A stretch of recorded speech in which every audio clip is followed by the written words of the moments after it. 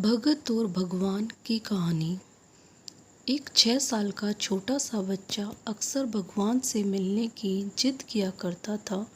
उसे भगवान के बारे में कुछ भी पता नहीं था, पर मिलने की तमन्ना भरपूर थी।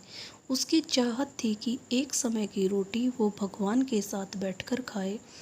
एक दिन उसने एक थैले में 5-6 रोटियां रखी और परमात्मा को ढूंढने के लिए निकल पड़ा। चलते चलते वो बहुत दूर निकल आया। संध्या का समय हो गया।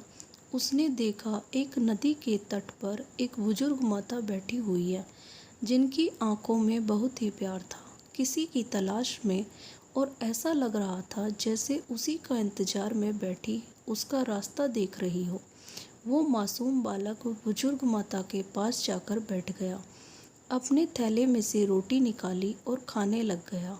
फिर उसे कुछ याद आया तो उसने अपना रोटी वाला हाथ बूढ़ी माता की ओर बढ़ाया और मुस्कुरा के देखने लगा। बूढ़ी माता ने रोटी ले ली।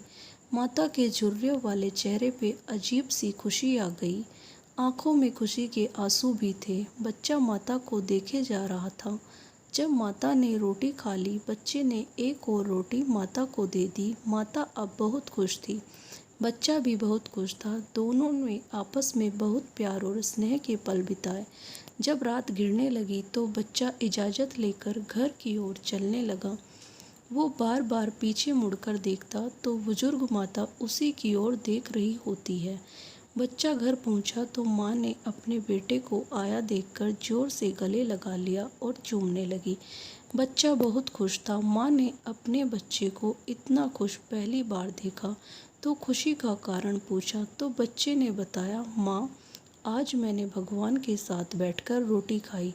आपको पता है माँ, उन्होंने भी मेरी रोटी खाई, पर माँ, भगवान बहुत बूढ़े हो गए हैं।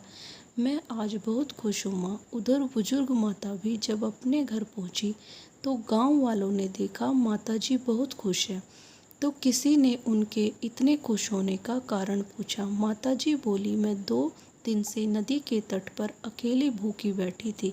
मुझे पता था भगवान आएंगे और मुझे खाना खिलाएंगे। आज भगवान आए थे, उन्होंने मेरे साथ बैठकर रोटी खाई, मुझे भी बहुत प्यार से खिलाई, बहुत प्यार से मेरी ओर देखते थे। जाते समय मुझे गले भी लगाया। भगवान बहुत ही मासूम है, बच्चे की तरह दिखते हैं। इस कहानी का अर्थ बहुत गहराई वाला है। वास्तव में बात सिर्फ इतनी है कि दोनों के दिलों में ईश्वर के लिए अगाध सच्चा प्रेम था और प्रभु ने दोनों को दोनों के लिए दोनों में ही खुद को भेज दिया। जब मन ईश्वर भक्ति में रम जाता है तो हमें हर एक जीव में वही नजर आता है।